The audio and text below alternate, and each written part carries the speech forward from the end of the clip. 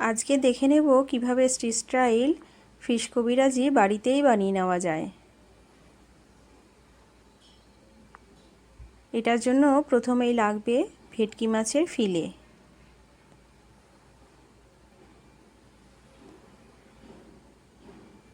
একটা পেস্ট বানানোর জন্য লাগবে আদা, রসুন, কাঁচা লঙ্কা আর পুদিনা পাতা।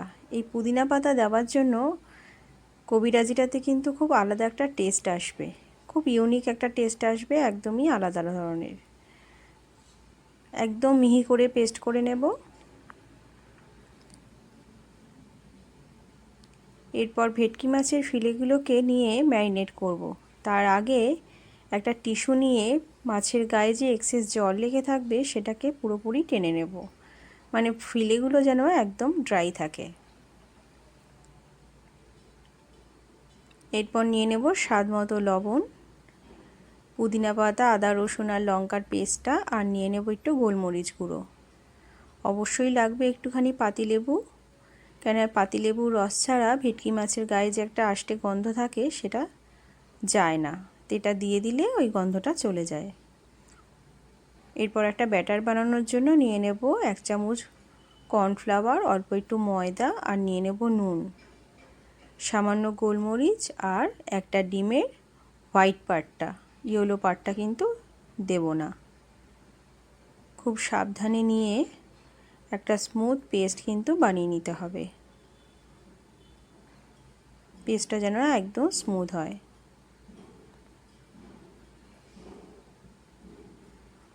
এরপর নিয়ে নেব একটু ব্রেড ক্রাম্বস, তার মধ্যে ফিলেগুলোকে এভাবে একটা কোটিং দিয়ে পাতলা এগের মধ্যে খুব ভালো মতো ডুবিয়ে আবারও একটা ফাইনাল কোটিং দেব ব্রেড ক্রাম্বস দিয়ে। খুব ভালো মতো ফিশ ফিঙ্গার একটা শেপ তৈরি করব। প্রত্যেকটা ফিলেই কিন্তু এভাবে ফিশ ফ্রাইয়ের শেপে বানিয়ে নিতে হবে।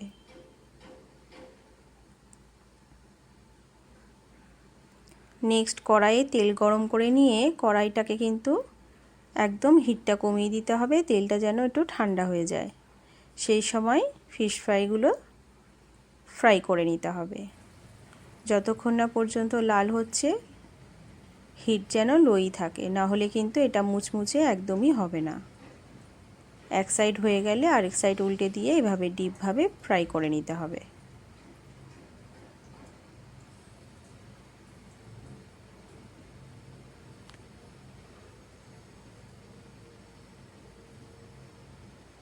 ডিপ ফ্রাই হয়ে গেলে মাছটাকে কিন্তু তুলে নেব, এবং তোলার সময় দেখা যাবে প্রত্যেকটা ফিলেই কিন্তু একদম বলের মতো ফুলে যাবে। এরপর দুটো ডিম একটা ফাটিয়ে নেব, তার মধ্যে একটু নুন অ্যাড করে খুব ভালো মতো ডিমটাকে কিন্তু স্মুথ পেস্ট বানিয়ে নেব। কড়াই তেল দিয়ে লো হিটে এইভাবে হাতের সাহায্যে ঝুরি ঝুরি করে ডিমের একটা পাতলা কোটিং বানিয়ে নেব। এটা যেন একদমই পাতলা হয়, মোটা যেন কোনোভাবেই না হয়। হয়ে গেলে এর মধ্যে ফিশ ফ্রাই পিসগুলো দিয়ে খুব সাবধানে এটাকে মুড়ে নেব, তাহলেই কিন্তু ফিশ কবিরাজি একদম রেডি হয়ে যাবে।